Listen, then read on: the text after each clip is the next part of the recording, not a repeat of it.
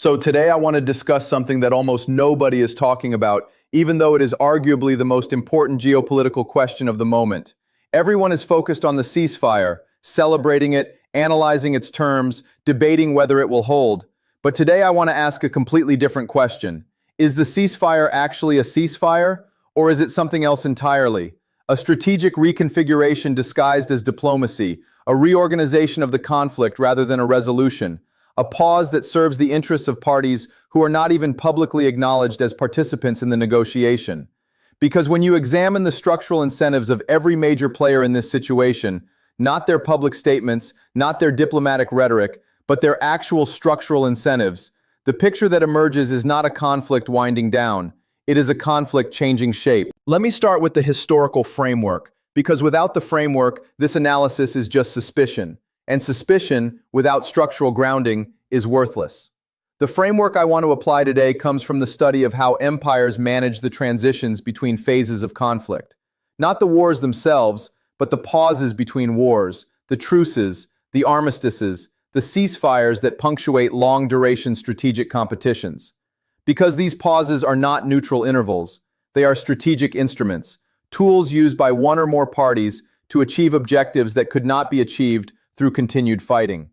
The Roman Empire understood this better than any civilization before or since.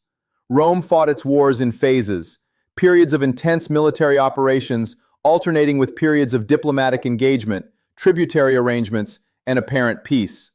But the Roman strategic class never confused a pause with a resolution. Every Roman ceasefire was evaluated not by whether it stopped the fighting, but by whether it improved Rome's structural position for the next phase. The Treaty of Zama in 201 BC ended the Second Punic War, the War of Hannibal, with terms that appeared generous to Carthage. Carthage was allowed to survive as a political entity. It retained its territory in North Africa. It maintained its commercial fleet. The terms looked like peace. They were not peace. They were a setup. The treaty stripped Carthage of its military fleet, required it to pay an enormous war indemnity that drained its treasury for 50 years, and prohibited Carthage from waging war without Roman permission, a provision that effectively made Carthage a Roman client state while maintaining the fiction of Carthaginian independence. When Rome eventually decided to destroy Carthage in the Third Punic War, 50 years later, Carthage had been so weakened by the peace terms that it could offer only token resistance. The ceasefire had accomplished what the war could not. It had disarmed the adversary gradually, legally, and with the appearance of mutual agreement. The Ottoman Empire employed identical techniques across centuries of conflict management. The Treaty of Karlowitz in 1699, which ended the Great Turkish War, was celebrated in Istanbul as the achievement of peace after 16 years of devastating conflict. In structural terms, it was the formal acknowledgement of Ottoman strategic decline, the first treaty in Ottoman history in which the empire ceded territory to European powers. But the cession was presented as a temporary compromise, a pause that would allow the empire to rebuild its military capacity and resume its expansion in a future more favorable moment. That future moment never arrived. The territory ceded at Karlowitz was never recovered. The pause became permanent, and the decline it formalized became irreversible. The ceasefire was not a step toward recovery. It was the architectural blueprint of the decline itself. Now I want you to apply this framework, the framework of strategic pauses as instruments rather than outcomes, to the current ceasefire between the United States and Iran.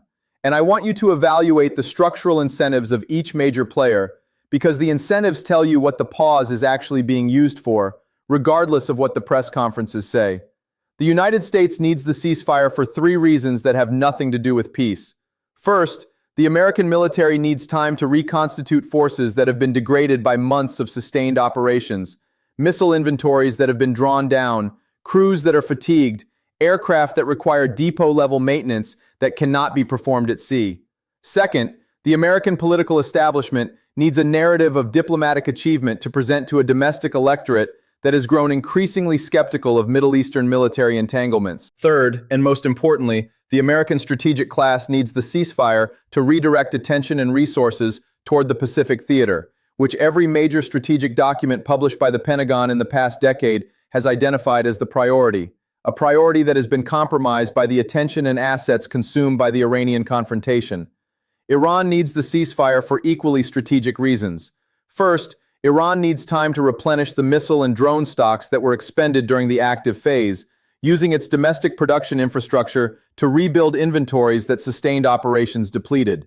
Second, Iran needs time to integrate the lessons learned from combat operations, to modify guidance systems, improve warhead designs, refine electronic countermeasures, and feed those improvements back into the production pipeline so that the next phase of any conflict employs significantly more capable weapons. Third, Iran needs the ceasefire to consolidate the substantial diplomatic and strategic gains it achieved during the conflict, gains in regional influence, in deterrent credibility, in alliance solidarity, and in international standing, gains that would be at risk if continued fighting produced unfavorable outcomes.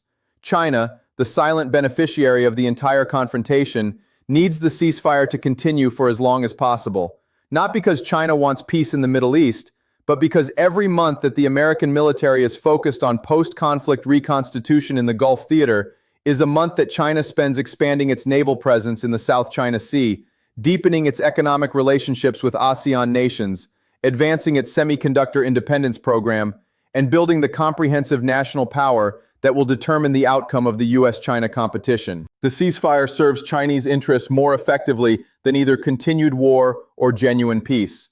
Continued war risks escalation that could disrupt Chinese energy supplies from the Gulf, while genuine peace would free American resources for redeployment to the Pacific. A ceasefire that remains perpetually unstable, always threatening to collapse, always requiring American diplomatic and military attention, always consuming bandwidth that would otherwise be directed toward the Indo-Pacific. That is the optimal outcome for Beijing. And it is the outcome that the structural incentives of all parties appear to be converging toward. Russia needs the ceasefire to demonstrate the value of its strategic partnership with Iran, to show the world, and particularly the developing world, that alignment with Russia produces tangible outcomes, that Russian weapons and Russian diplomatic support can check American military power, and that the multipolar world order that Russia has advocated for is not a rhetorical aspiration, but an operational reality. Every month that the ceasefire holds under terms favorable to Iran is a month that validates the Russian strategic model and attracts new partners to the emerging anti-hegemonic coalition. Now here is the part that connects this analysis to the question in the title, and I want you to sit with this for a moment because it is the core insight. The ceasefire is not a resolution. It is not even a pause in the traditional sense. The ceasefire is a reconfiguration, a transformation of the conflict from a military confrontation between two states into a structural competition between two global blocs. On one side, the United States and its traditional alliance network, NATO, the Gulf states, Israel, Japan, South Korea, Australia. On the other side, an emerging counter-hegemonic coalition, Russia, China, Iran, North Korea, and an expanding network of developing nations that are hedging between the two blocs based on which bloc offers more favorable economic and security terms. The ceasefire does not end this competition. The ceasefire is the moment when both sides acknowledge, implicitly, that the military phase of the competition has reached its limits, and that the next phase, the economic, technological, institutional, and diplomatic phase, is beginning. I might be wrong about specific elements of this analysis. I am working from structural incentives and historical patterns, not from classified intelligence. But the structural picture is clear. The war between the United States and Iran is not over. It has changed form. The military confrontation has been replaced by a structural competition that will unfold across decades rather than months, across every continent rather than a single region, and across every dimension of national power: economic, technological, diplomatic, institutional, demographic, rather than the narrow dimension of military force. The ceasefire is not the end of the story, it is the end of the prologue. Scenario 1 for the future is the stable competition. Both blocs consolidate, the ceasefire holds, and the rivalry continues through economic and diplomatic channels rather than military ones. This is the Cold War model. It produces decades of tension, but avoids catastrophic conflict. It is the best realistic outcome. Scenario 2 is the unstable transition. The ceasefire repeatedly threatens to collapse. Proxy conflicts erupt in peripheral theaters. The economic competition intensifies to the point of trade wars and financial decoupling. And the global system fragments into two partially separate economic and security zones. This is the most likely outcome based on current structural trends. Scenario 3 is the worst case. The ceasefire collapses, the military confrontation resumes at higher intensity, and the involvement of additional parties, Russia directly, China indirectly, transforms a regional conflict into a global one. This scenario is the least likely, but carries the most catastrophic consequences. The question was never whether the ceasefire would hold. The question was always what it would hold together, a genuine peace or a strategic pause in which all parties prepare for the next phase of a competition that is far from over. The honest answer, based on the structural incentives of every major participant, is the latter. History does not forgive those who mistake a pause for a resolution. The Roman Senate mistook Zama for peace. The British Parliament mistook Munich for peace. Both paid a price measured in civilizational terms. Whether Washington makes the same mistake with this ceasefire will be determined not by the optimists who celebrate it, but by the strategists who understand what it actually is and prepare accordingly. This is not prophecy. This is structural analysis. Question it, test it, think for yourself. Ask your script.